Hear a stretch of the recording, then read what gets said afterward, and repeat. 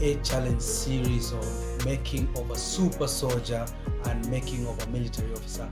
The beauty of this thing is, behind all the chaos, there is always a silver lining. Thank God for the reins. We got our super soldiers who you've been wanting to see. These people have swam all the way from, man, where did you come from? I thought you were about to say 𝐡𝐞𝐬𝐭, where you come from, but I... Thank you for coming, man. And the man whose staple food is crocodile. Oh, is it Lacoste, man? Crocodile. Where have you been? Been quite a year. Roller coaster, yes. It's a roller coaster. With hunger. Trying to spread my wings in the coast. Yeah. And establishing a foothold so that we put the crocodiles in check. Good. Asante. Those are the two great gentlemen you people have been wanting to see, and here we only serve the best ahead of the rest. And here are our two finest soldiers who have served this country diligently with integrity, stellar record. And here we have them for a very hot, sizzling conversation. And before we get into this particular conversation, on a more sad note, this particular last week we lost one of our most decorated men and women of, in the army, people who are of the disciplined forces, the home of ladies and gentlemen. And we want to mention them by names because we recognize the kind of service they have offered to our nation, and every particular person counts. Let me start off with the darkest man in East and Central. Oh, man, it's just spoiled the party. The party was, it was beginning to go down really well, but yeah, on a really sad note, and you are right, man. I mean, we mentioned them by name because these are our gallant warriors. And so this week has been quite a sad one. I won't forget to mention that my name is Byron Adera, and I'm pioneer and ex-Kenya Special Forces officer. That gentleman right there made me get through the door. I mean, cool. And remember, in some of the seasons we discussed earlier, nilitusaidia tukavuka selection, man. So yeah. Byron Adera, pioneer and ex-Kenya Special Forces officer. And the week has been quite crazy, of course. So here we condole with the family, friends, and of course the whole KDF fraternity for the mega most painful loss of quite a number of, serving men and, officers and our men, starting with the kind, gallant General Gola, Brigadier Saidi, and we have Colonel Keaton, and allow my friends here, my comrade, and our good brother here, Patrice, to mention the other names. So yes, it's been a very sad week. Silver lining in that is that they are rested well, and may their souls rest in eternal peace. Thank you, my brother. Yeah, sure. It's a big blow to the KDF fraternity and the country as a whole. Not forgetting the families where they come from. He's just mentioned the three senior officers, but there's Lieutenant Colonel Sawe, there's Major Magondu, and there's Captain Sora. My condolences to the families. We know that they've been rested well. Personally, I've followed through each and every burial at least. I mean, it's sad on my part. He can attest to that because I'm a victim of a plane crash, but I survived. I remember in our plane crash, we only lost a co-pilot. That was the late Lieutenant Mapelu, and the rest of us were injured, but thank God we are here to tell a tale. But all glory to God. These things do happen in the line of duty, but we accept and we move on. We get the strength to serve this nation out of all the adversities and all the challenges. That's Thank right. you so much, my brother. We're gonna take one moment to also remember the junior officers who are accompanying our accomplished general on that trip in West Pokot. One of them was Captain Litali. May his soul rest in peace. What a vibrant guy. Senior Sergeant Kinyua, May your soul rest in peace, sir. Rest in peace. Sergeant Omondi, may your soul rest in peace. Rest in peace. And Sergeant Nyawira was an accomplished photographer. May your soul rest in peace. Rest in peace. Without much ado, we're going to take 1 minute of silence to reflect upon the lives of these people.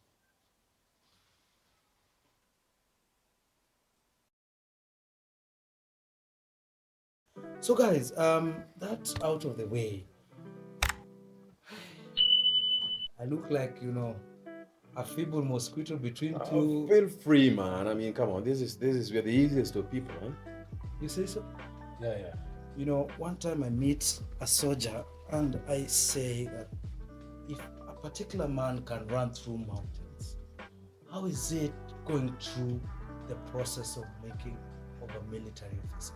An efficient, Nordic feature of a human being and a moving killing machine. How is it like, Mr. Babuya? I think we have in the past episodes tried to demystify and bring to the limelight the training, of course, from the word go, recruitment phase, the selection phase. Yeah. I mean, it's just crazy. It's a very funny. It's a very comedious story to tell. Yes. There are so many things, but when you look at the making of a fine military officer, and even as we talk about the late general, there was one commentator who said that we are looking at a fine and an accomplished general. Yes. But the foundation all began from where we started, Captain retired Adera here and I. The foundation is still the same. Yes.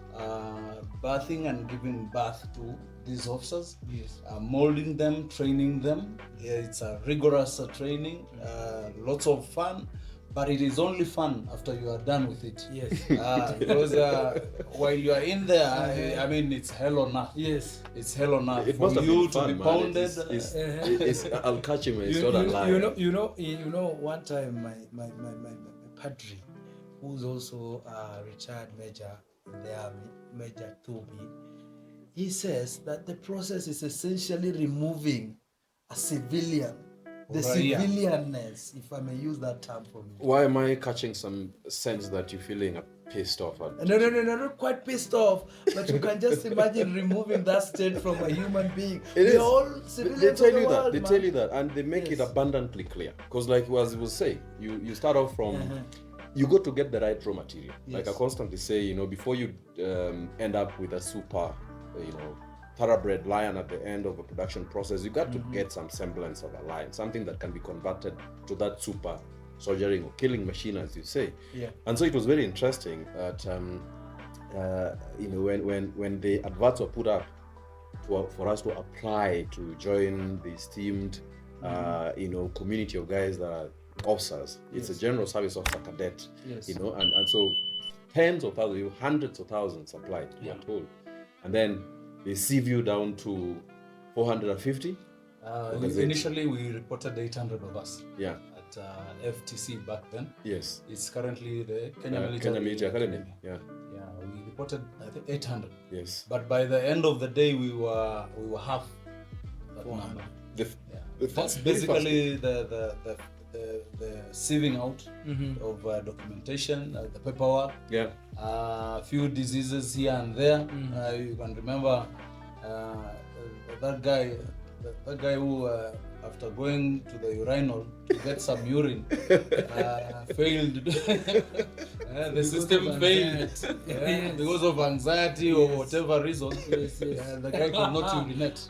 So akapewa 5 liters ya maji. Yeah. Trying to take 5 liters, but still it was all being absorbed in the body. Akaomba. Akaomba mkojo. I think mwenye aliomba pia naye alikuwa ako na shida zake, so wote wakaingia gari moja ya kurudi nyumbani. Umesema baada hiyo you pack go home. Yeah.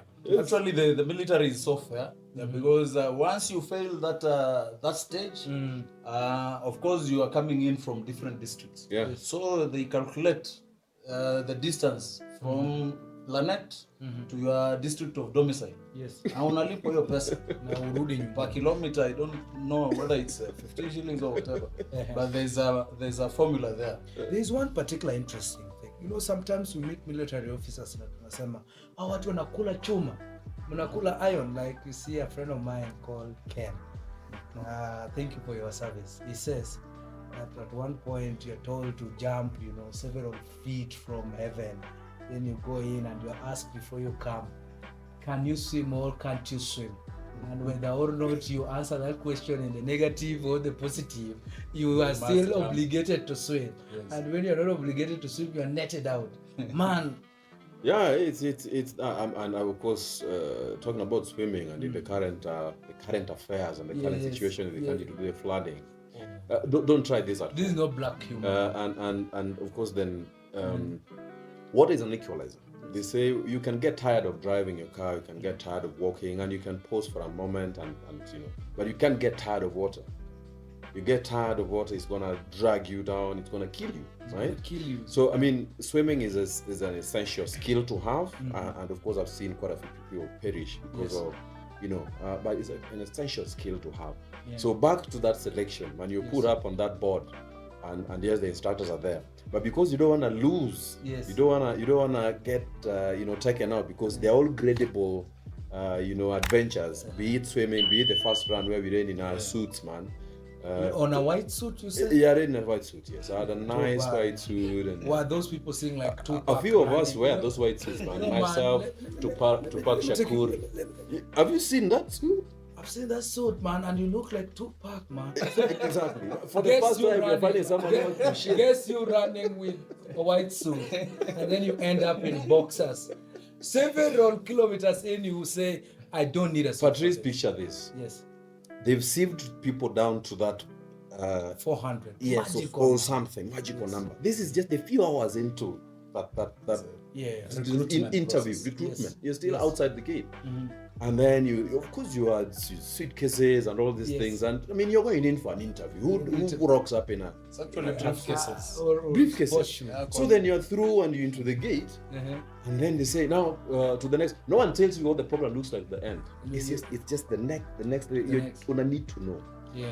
So then they say now pangeni line up. What the hell? So with mweke mizigo huko. Wazazi, so no one knows, they're gone already. So you never know who's gonna take care of this, and there's confusion everywhere, and these guys are talking like they've never, man, it's all chaotic. Yeah. And then they say now ni wakati wa mbio. So then you're looking around like what's gonna happen here? Yeah. And ladies are in their heels, stilettos and miniskirts. So then that gives you some and miniskirts. That gives you some comfort that I'm gonna be okay. Yeah. Man, and then they show you the guy that you ought to chase. So like in the special forces, they chase the hair. Yes. Man, that guy leaves that gate like 1,000 gazelles. We used to call them Arabse. Yeah. He's a runner, man. He's a marathoner, sworn, built for it. Vile watu wanakata nyoosha kona kwa hiyo gate na. Yeah, he's not even breaking a sweat. He's gone. And then hala, bado mko hapa. Then you mnataka hii kazi kweli? Amujui kitu vile. So those ladies, people start to run in those high heels. Yeah. Of course, for us men, you don't have the time, because this is people watu wamenyo. Like watu wanaenda. I don't know. So that's how we learn in suits, because you don't have time. But unafika pale mbele and you find guys have ties. Tie? A coat. You drop your coat. What? Trousers. Like, this guy is running in their boxers. I mean, this is the way people succeed here. Bro. You gotta remove it. Yes. And it was this guy. So this guy was, let him tell the story, because it was hilarious. And that's how we made it. Yes. Spoiler alert. Tell us, man. You're running in your, those sambusas. You are in a samosa. Man. No. Samosa. I was equally in a trouser suit. Ready for the interview. Yeah. We came in with our briefcase and very able contractors, just to be shown the office. Yes. That this is the office that you'll be operating from. Only to find that things have changed. The situation changed immediately, but the mission still remained valid. So we ran. He actually owes me. Because I was his motivator, plus other serving officers. Yeah, because he was laden, a lot of weight, that height. I've been playing. I think you were doing gym before you came. I was in strong man in Upper 𝐴𝐵𝐵. mean machine. So by the time he's doing 200 meters, Yes. He's already breathing hellfire. So what I used to do, I used to run. To Peter. I sprint ahead. I wait for them. By the time they arrive where I am, I'm sprinting again, and then they start complaining. They say, "Well, choma," because they want to keep up with my pace. The hilarious thing of it is, the first time these people are seeing a light skin who has given his life for this country. You don't think people just take young at man. No. You are the one who was helping the gentleman. Yes. Who can believe it? No, by the way, the training is so intense. Yes, so it much is. so that hata maneno ulaskin does not exist. Because I remember I stayed for almost a year. I had a black collar here because the t-shirts that we used to wear, the PT vests have a triangle here. So this part was we all start when they're looking good as yours, man. But by the time you are into that training for a week or so, it's so rigorous. And then the end where you have Yes. it's like here. It's in your tummy, man. 𝐾𝐽𝐻. Yes. Because it's one size fits all.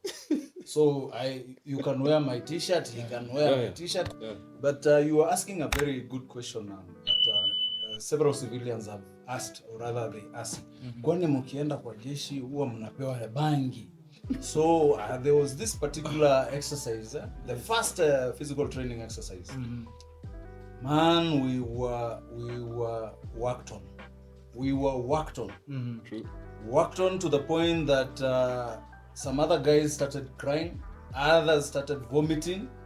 Because we were rolling all over the field, we were doing so many exercises, monkey roll, forward rolls, and then unaambiwa saitan, si mlikuwa mnasema jeshi wanapatiana bangi watu yao, hii ndio bangi sasa.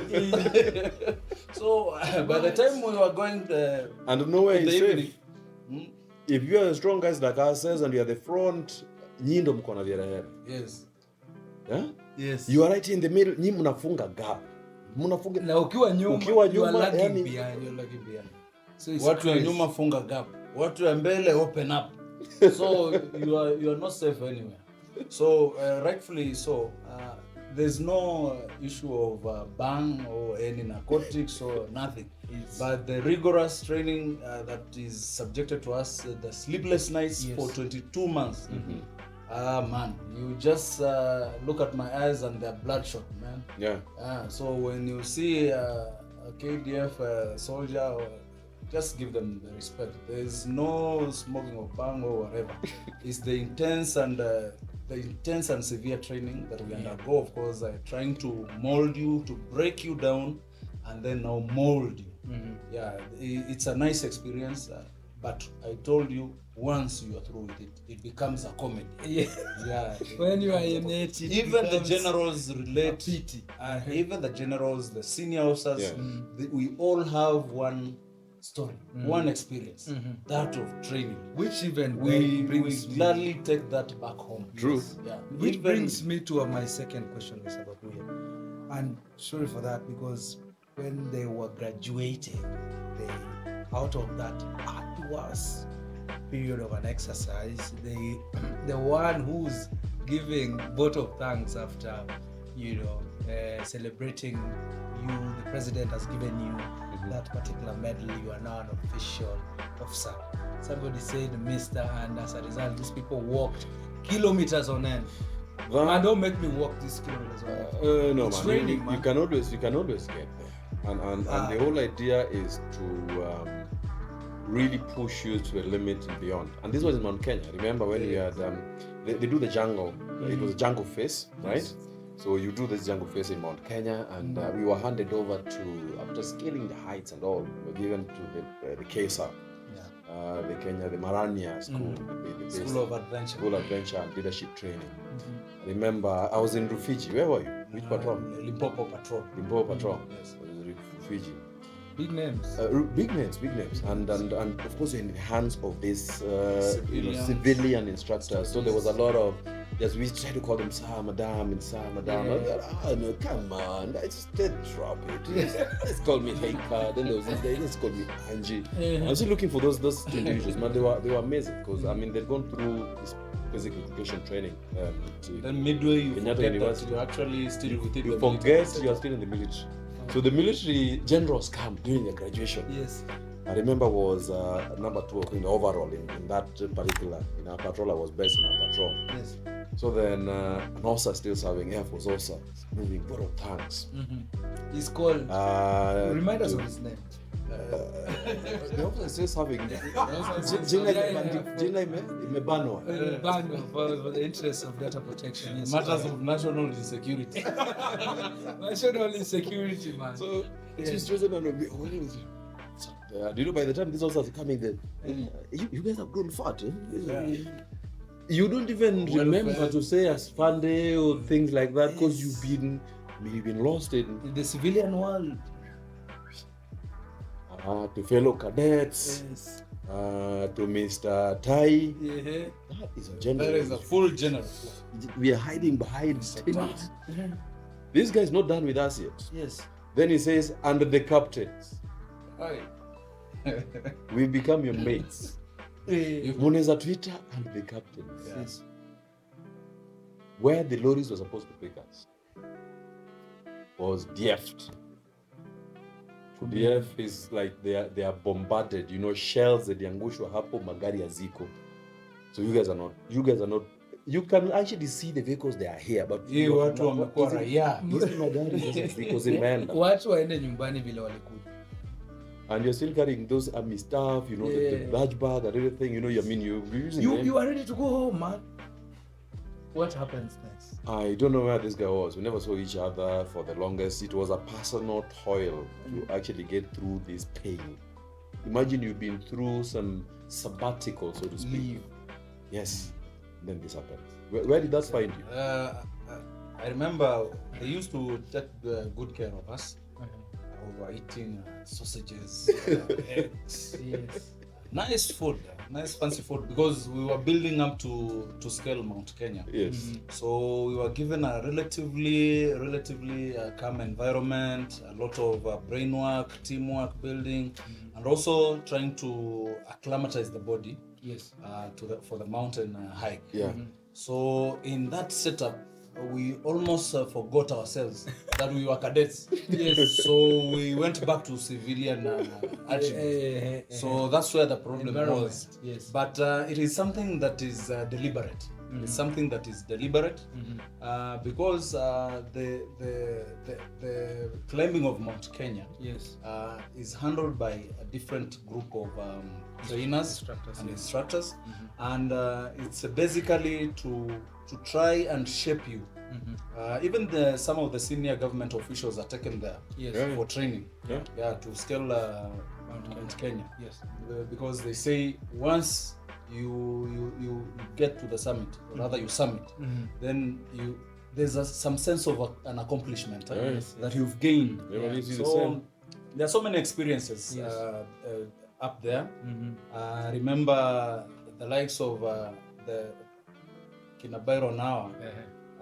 In those patrols, you can imagine we were hiking with mekos, foodstuffs. Foodstuffs. Kama ni cabbage, unaambiwa wewe beba cabbage moja, wewe cabbage ingine, wewe beba mtungi ya gas. And we are in Mount Kenya. How many kilos of mtungi ya gas? No, the 6 kg one. 6 kg one. But I can assure you, Mount Kenya is not an easy thing. Because at some point, you carry it and unasema kama hakuna mtu wa kunisaidia, wacha tukae njaa. Wacha mtungi baki hapa tuende.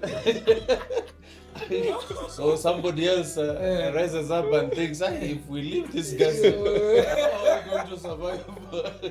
The best camp, Nikumoto. So somebody volunteers to take Once Simon a day. Cyrene to help Jesus because carry the, you are totally stretched.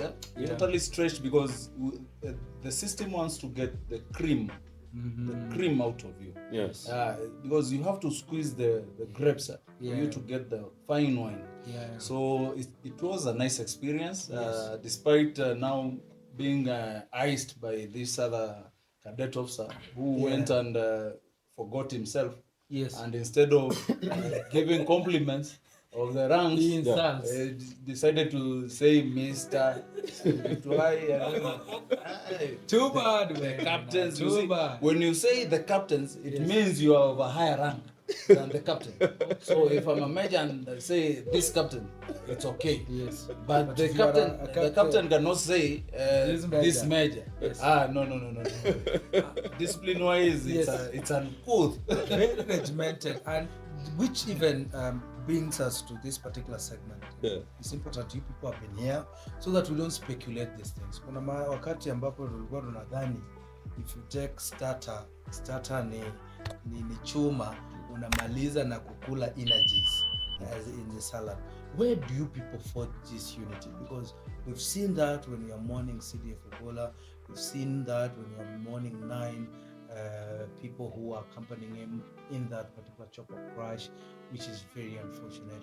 Where is this unity for? Is it during training or is it during the operation? Because after this, we are going to discuss now. You in the field, and you will tell us your experience when you are deep in the jungle. Then you'll get black mambas mating, man.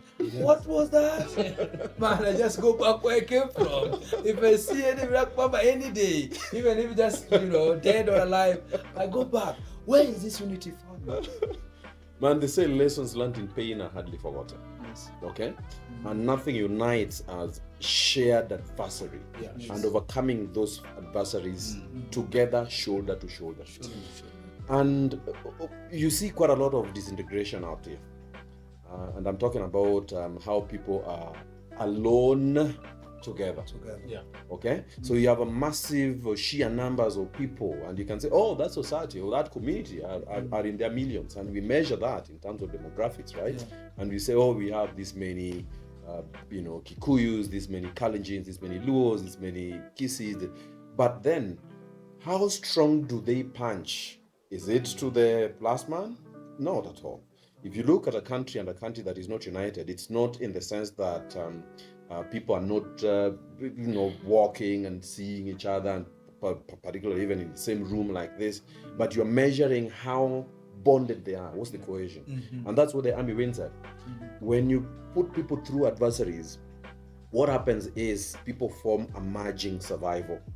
Because you remember that when you are disintegrated, it's very easy. Like they say, divided we fall, together we.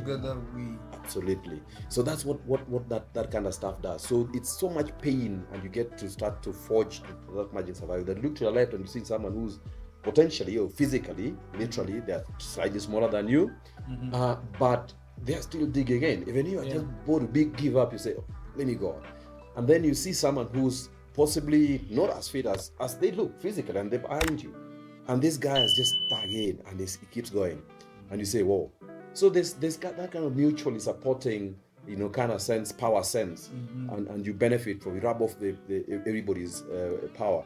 And it's an environment where we are no supernaturals, of course. We all have our little limitations here and there, but we make up for those limitations for each and every one of us, so that collectively we punch like an excellent machine.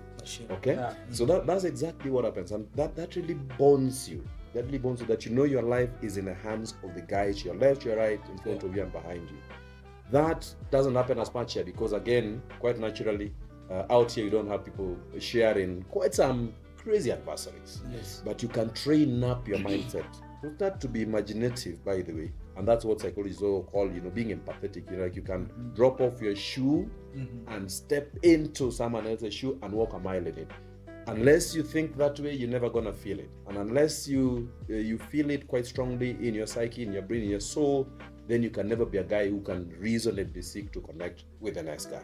I think maybe to add on that, the military training, is very deliberate, very deliberate in the sense that you are asking, where does this unity come from? Yeah.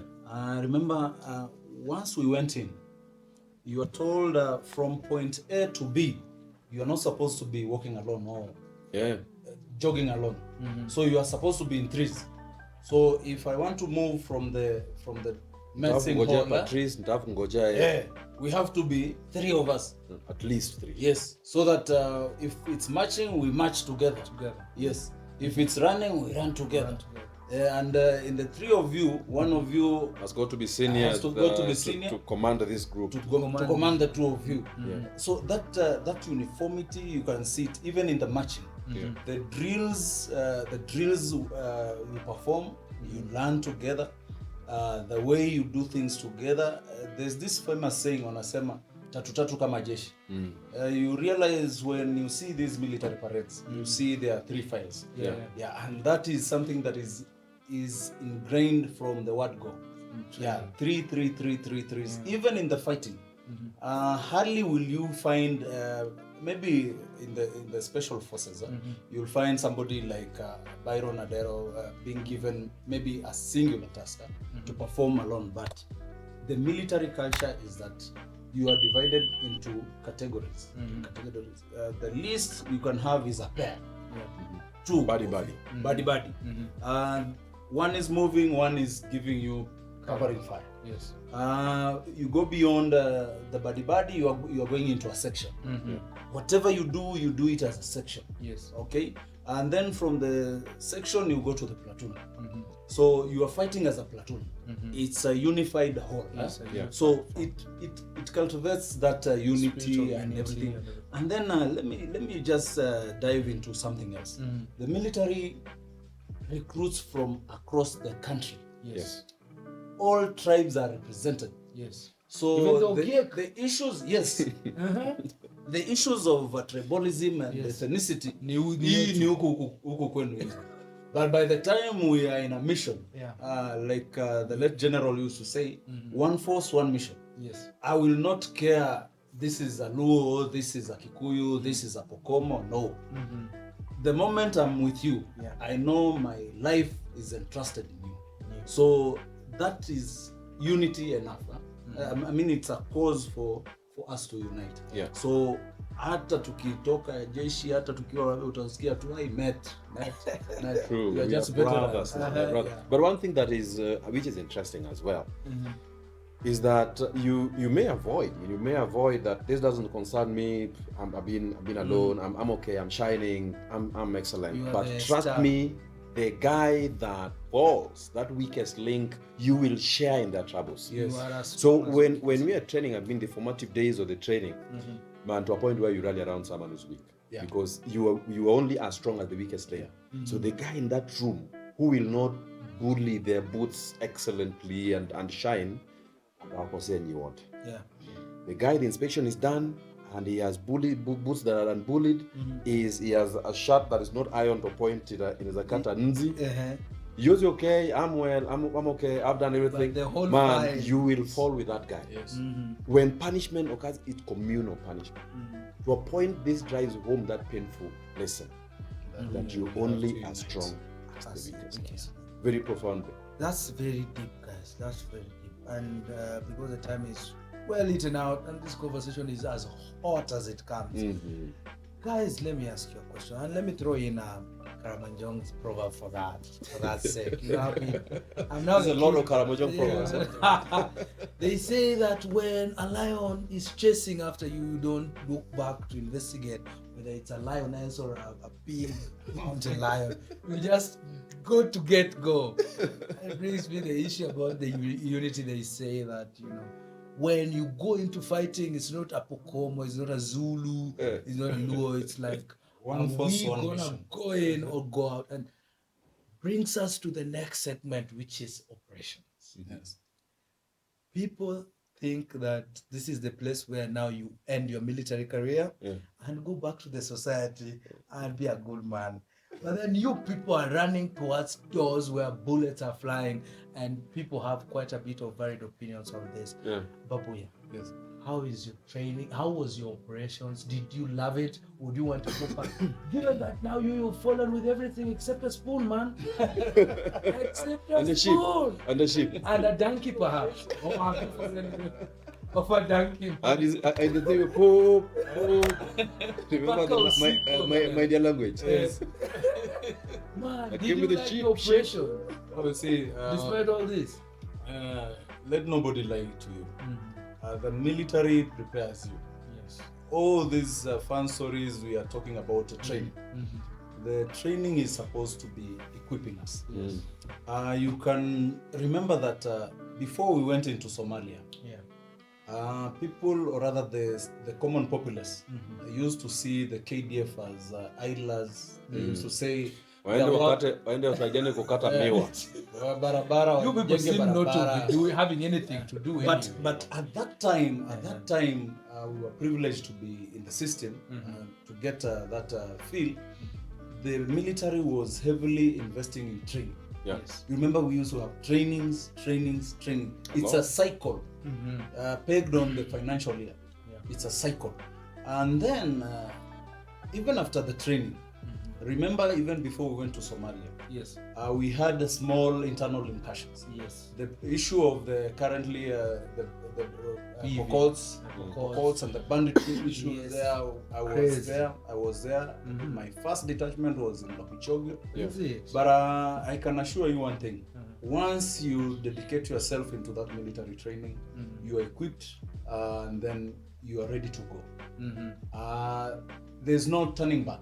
Yes. The moment you raise up your hand and take that oath, Yeah. there's that's no it. turning back. There's no going There's back. no turning back. I remember even before going for my young officers course, I was deployed in 𝐿okichogio, and I had a troop of 76 Armoured Reconnaissance Battalion, and I was in 𝐿okichogio with my men who I totally don't know. Yes, and that is They the are military way older feeling. than you. They are married Some are even men. older than my Their sons father. and daughters are your age mates. Yes, but Okay. but They again, come to you during peacetime with their problems, including marital problems, whatever their family problems, and you are there as a commander. You are supposed to advise them. Yes, guys, this conversation is continuing in this particular community of noble men and women called the BA Challenge community. So keep it right here. Keep subscribing in here. I almost said subscribe. Comment on this. Like this particular post. Share this particular post because 𝐻𝐿 good vibes, you right? never know, man. 𝐻𝐿 good vibes. You might one day sign up at a cadet training college, And these are the meet guys who are these gonna rescue people, you, and right? You say, man, I knew you, and then they say, you know me, Yeah. or I know you. Take it on from there. So keep on subscribing into this. Comment, like. All our socials are all indicated in the bio section of our YouTube. Don't forget this so that we keep on getting this particular insightful conversation. But the additions, the add-ons in this is that in this particular channel you get matters of mental health. We are very big on mental health, so we bring great speakers who come to alleviate people with mental health. We do a lot of environmental activities. We plant trees, conserve environments, and the rest. We also educate the community how to do this, all this. And lastly, which we do in a grander scale, is that we support families. We make families be more bonded and united than they have never been. And among all else is that we equip each and every member of the family with necessary skills to move through the murky waters of this fast-paced world. So back to our conversation here, guys. They say, I read somewhere, Robin Sharma, a very great author, he says, the harder you bleed during training, the less you bleed during war. And then, in one of our catching ups with this gentleman who looks as dark as under the bed, by the way, he had to put on white. And it's a night. He says that one time he's in the theater of war, then bam! Black Mamba's mating? Yes. Not me. I go back, man.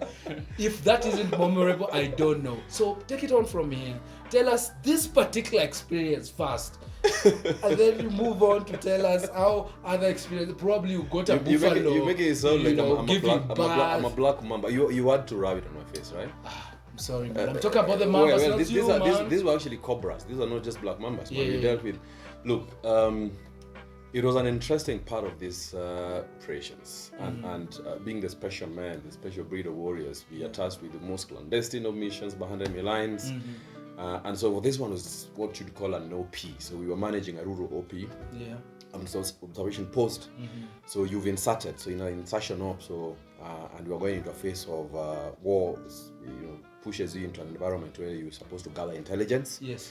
So in which case we were in what we call a close target tracking, close target reconnaissance. So you're practically sitting on top of a target. Ideally, you as close as it can get, so you're able to be there. You provide ground truth. Yes. So we go in and we've been humping this hill for the longest, and I got a heavy patrol of 8 guys. Yes.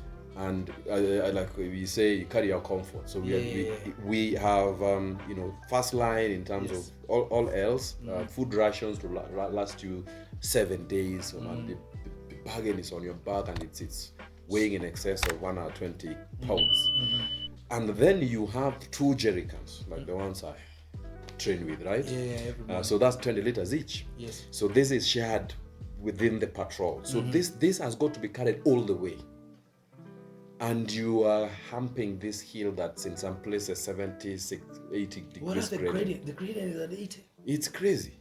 And so you have to, and the training prepares you for it. So the most interesting bit is all these things that you do in training, and which is interesting. Like I remember now in terms of, this was more like you remember all the lessons you learned during navigation. And navigation exercises in the army are pretty. I mean, now they seem really funny, both day and night navigation. And the gentleman here will tell you like, tunakosana, because you given all this. When you're starting strong. Yes. Okay, everybody's happy. Psyched up, man. Psyched up. Let's do this. Point A to point B, man. The first checkpoints, you hit it, right on time. You're doing in excess of 10 kilometers per hour. Dead on. And then that motivates you, paying to the next. By the time you've been at it for 7 hours, you're doing more in excess of... Fatigue creeps in. Even lethargy does. Lethargy, you start to sleepwalk, man. You have your navigator with a principally compass like that, and you prod them up, and by the time you're doing this, the only people that are awake are the people doing all this maps. The guys who are around you here with torches, mtu anangukia your map. Okay, plot. What if it's raining? You still sleep? Man, it's crazy. We've slept in the worst of places. What? We've slept in trenches. That's the safest place to sleep. Water is flowing over you, but you're just finding solid. Is it? In the most uncomfortable places. Do you people get installed with guilt? Because you have having to sleep in a mutaro. Not very many people wake up alive. We've had people fall from trees. What? Because the instructors are all over you like white on rice. Umetandika kitanda with the DOD in the middle, or the full kit laid out, but you unahepa dome or accommodation. Yes. To go and sleep on trees and in trenches. I mean, unimaginable places that an instructor cannot imagine you're sleeping. Unaenda kulala kwa hiyo trench, unapata kuna cadet mwenzako. Imejaa. Hiyo trench imejaa. Hiyo trench imejaa na gari ingine. Ingia gari ingine, gari ya nyuma. I remember when you talk about sleeping. Let me finish this. Sleeping in water body. Water bodies. Yeah. With gills. He has his own story. I will remind him while in cadet school. Probably you would also tell us if he was if he was browner than this before that. I remember there was a day we were bullying boots. Yes. Because it's a very tedious affair. Yes. You are fatigued. You want to go look out for some bread and milk. Sneak out. Maneuver. Yes. By maneuver. So at one point we had not slept for 2 weeks straight on, literally. Man. So the instructors had a very rough time monitoring us while we bully our boots. So everybody kuja kaa hapa kwa hii corridor. Hakuna kubully boot huko ndani. So we sat outside the corridor. So we are facing each other. Yes. So you start bullying the boot. The instructor anasikia kiatu imeanguka. anakuja anachapa huyu amelala. By the time anachapa huyu akiangalia nyuma huyu amelala, anachapa huyu mwenye amechapa tena is already asleep. Yes. So now the instructor get frustrated. Yes. So they say, from now on, if you see somebody who is sleeping, slap him. Take the honor, do the honors, man. So instead of bullying the bulls, Yes. so we started bullying the bulls. Now it became one law. Yeah. Because you slap me, I'll make sure that I'll not sleep and I'll not bully my bull. I got you. I got you when you're asleep. I slap you. And then unfortunately, I slap you, and in the midst of it, I also get asleep. Yeah. Unawekelea pia. Malipo ni hapa training. So now, one platoon commander comes and says, "Hii watu usingizi imekuwa mingi sana. We are taking all of us to the bathroom. Lala kwa hiyo maji ya ablution block, because we used to bath there. So the drainage is a bit slow. Common areas. Yeah, it's a common. Probably not too clean and so everything. soapy water, it's dirty. What? And then we were told kila mtu alale hapo ndani ndio mtoe usingizi. My friend, after 5 minutes, people are snoring. That's water. Yes. I thought people would be alert. So when you're talking about sleeping in trenches full of water, so the platoon commander comes and equally gets frustrated. No, guys. These guys are no. At let's this them in point, water, but they're still asleep. Viewers, at this point, we gotta engage you guys. How many people can sleep in trenches? Please just say something over there. Do tell us if you're having such a good time having this. And in order not to miss any of our conversations, make sure you subscribe, like, comment, and share. Man, apart from sleeping in the trenches, let me talk about the black numbers.